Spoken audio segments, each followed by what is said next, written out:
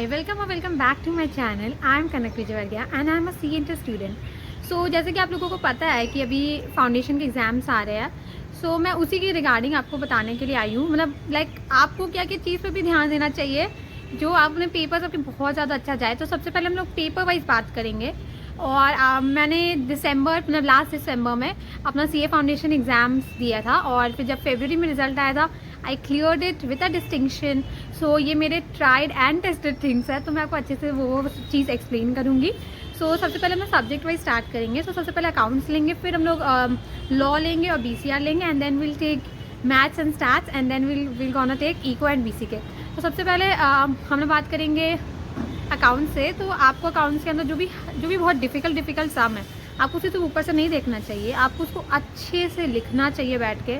मतलब अच्छे से नहीं भी लिखोगे, रफली भी लिखो, बट आपको एक बार हाथ से लिखे देखना चाहिए, क्योंकि उससे क्या होगा ना कि आपको दिमाग में रिटेन ज़्यादा रहेगा और आपका हाथ जल्दी चलेगा एग्जामिनेशन हॉल में। और दूसरा क्या है ना कि आपको ना टाइम लगा के करना चाहिए सम, क्योंकि वरना वहाँ पे जाके ना आपको बहुत ज़्यादा टाइम लग जाएंगे। यहाँ अगर आप रफली भी कर रहे हो ना तो अपने आपको आधा टाइम देना। जैसे उधर एक क्वेश्चन में आप 10 मिनट लोगे, तो उधर सिर्फ 5 मिनट लेना।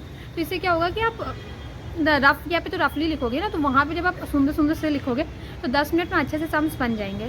फिर उसके बाद अगर अपन बात करेंगे और अकाउंट्स में क्या चीज़ पे फोकस करना चाहिए, तो आपको फोकस करना चाहिए थ्योरी पे। चैप्टर नंबर 1 उसे ट्रू और फॉल्स आ जाते हैं। आप पूरा चैप्टर नहीं भी पढ़ोगे तो इट्स ओके, बट आप पीछे के जो ट्रू और फॉल्स है और पीछे के जो भी क्वेश्चंस वगैरह उसको अच्छे से कर लेना, तो ट्रू और फॉल्स उससे आ जाते हैं। मेरे टाइम में तो ट्रू और फॉल्स उधर से थे सारे, और जो नहीं थे वो लॉजिकल थे, आप उसका नाम से कर सकते थे। तो अब ट्रू और फॉल्स उधर से कर लेना।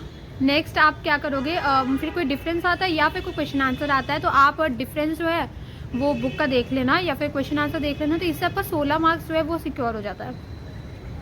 12 मार्क्स जितना भी था। एंड उसके बाद फिर 16 मार्क्स है, या फिर 4 मार्क्स आपका क्वेश्चन रहता है, तो वो या डेप्रिसिएशन, इन्वेंट्री या कोई भी टॉपिक से रहता है।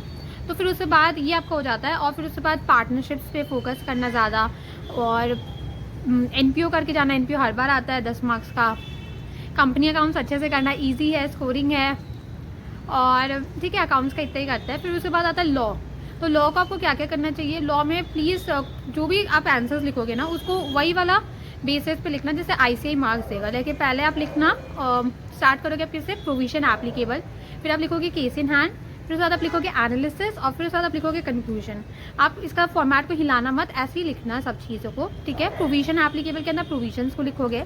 केस इन हैंड के अंदर आपको जो ऊपर क्वेश्चन होगा ना उसका समरी लिखोगे, मतलब छोटा करके लिखोगे। फिर उसके बाद एनालिसिस के अंदर आप जो प्रोविजन लिखे हो और जो केस इन हैंड है उसको रिलेट करोगे, और लास्ट के अंदर कंक्लूजन दोगे कि हाँ ये सही है या गलत है, येस और नो, ऐसे करके बस 1-2 लाइन का कंक्लूजन होना चाहिए। और BCR के अंदर प्लीज़ फॉर्मेट्स वगैरह पे अच्छे से ध्यान दीजिएगा, और वो अच्छा होगा कि आप फॉर्मेट्स अच्छा से करके जाएंगे, तो क्योंकि उसमें आपका मार्क्स नहीं एटलीस्ट लूज होना चाहिए। फिर उसके बाद आता है मैथ्स और स्टैट्स।